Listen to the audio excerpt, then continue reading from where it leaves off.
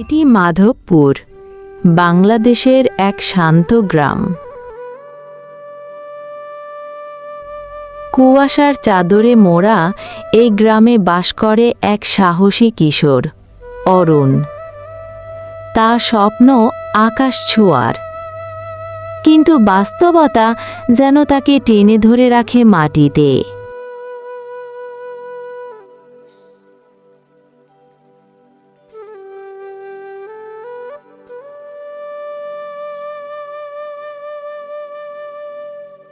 তোর পড়ালেখার কথা মাথায় রাখিস অরুণ, আমি কাজ করে চালিয়ে নেব সব। মা, আমি একদিন বড় ইঞ্জিনিয়ার হব। এই গ্রামে বিদ্যুৎ নিয়ে আসব।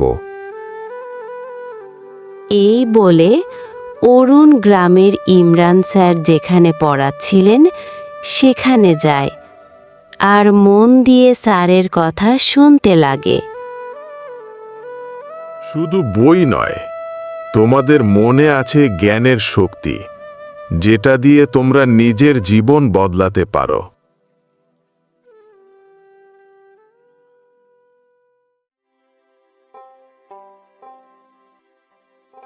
পরের দিন সকালে অরুণ কাজ করতে যায় মাঠে।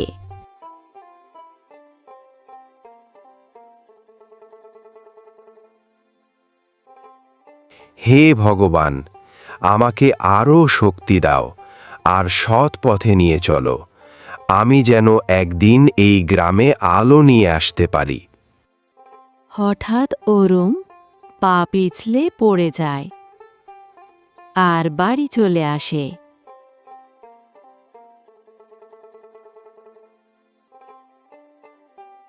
তুই আর কাজে যাবি না?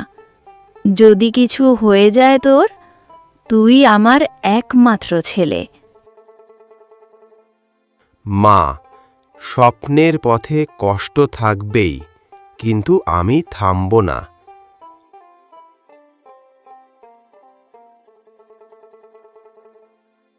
এক সকালে অরুণ গ্রামের চৌধুরীদের গাছতলার মোড় দিয়ে হেঁটে যাচ্ছিল।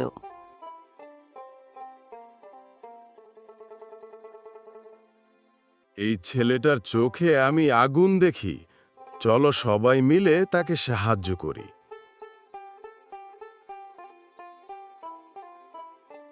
গ্রামের লোকজন তাকে টাকা দিয়ে সাহায্য করে আর অরুণ সেই টাকা নিয়ে শহরে যায় পড়াশোনা করতে।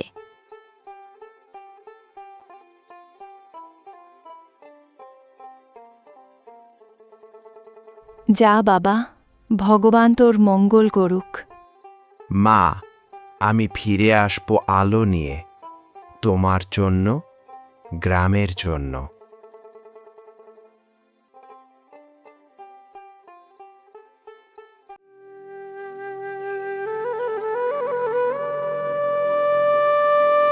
পাঁচ বছর পর মাধবপুরে ফিরে আসে ইঞ্জিনিয়ার অরুণ।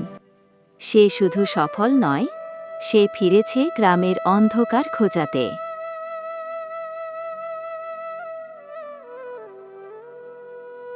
অরুণ ঘোষণা দেয়, আলোকিত মাধবপুর প্রকল্প শুরু হচ্ছে। আমার মা আমার শিক্ষক, আর তোমাদের বিশ্বাসই আমার পাথেও ছিল।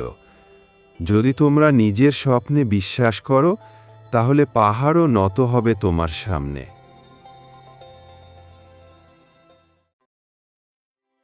আমার ছেলেটা সত্যি আলো নিয়ে ফিরেছে। অরুণ শুধু নিজের জীবন নয়, গোটা গ্রামকে আলোকিত করতে পারে। তোমার মাঝেও লুকিয়ে আছে সেই অরুণ।